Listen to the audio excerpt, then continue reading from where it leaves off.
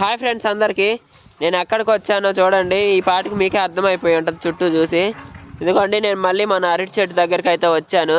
ఇప్పుడు దాని దగ్గరికి వెళ్ళి కాయలు ఎంత సైజు ఉన్నాయి అనేది చూద్దాం. ఇదిగోండి, మా అమ్మమ్మ అయితే పక్కనే గడ్డిగా వస్తుంది సొప్ప. ఇంకా ఉదయం కందిలో అయితే 2 మోపులే దొరికాయి, ఇంకా అవి సరిపోవని సొప్పకైతే వచ్చాము. ఇదిగోండి, ఇదంతా మా సొప్ప తోటే.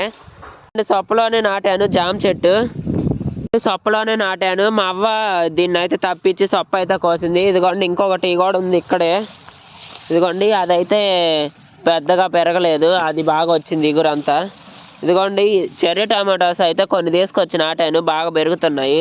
ఇక్కడ కూడా అవే ఉన్నాయి. గడ్డి అంతా పీకేయాలి. ఎరువేద్దాం అనుకుంటున్నా, అస్సలే కుదరట్ల చెట్లకి.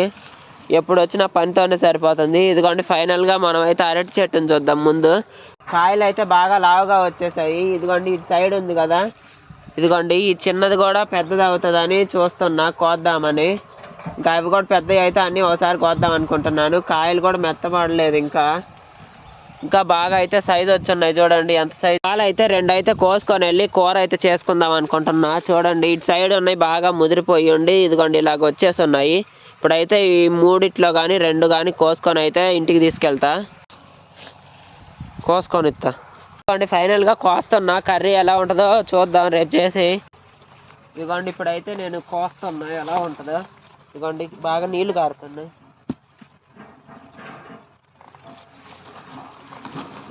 ఇదిగోండి, మొత్తానికి 2 అయితే కోసాను. మొత్తం 3 కోద్దాంలే అనుకుంటున్నా.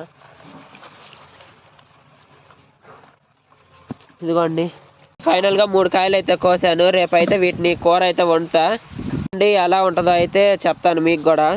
ఓకే మరి, ఉంటా మరి, బాయ్. ఇంకా చాలా ఉన్నాయి చూడండి కాయలు. వంకాయలు అయితే కాస్తున్నాయి. ఎరువు వేస్తే ఇంకా బాగా వచ్చాయి, కానీ ఎరువు వేయడానికి అసలు నాకు టైమే కుదరట్లేదు. తీసుకొని అయితే ఇంటికి వెళ్ళిపోతున్నా మరి. ఓకే మరి, ఉంటా, బాయ్.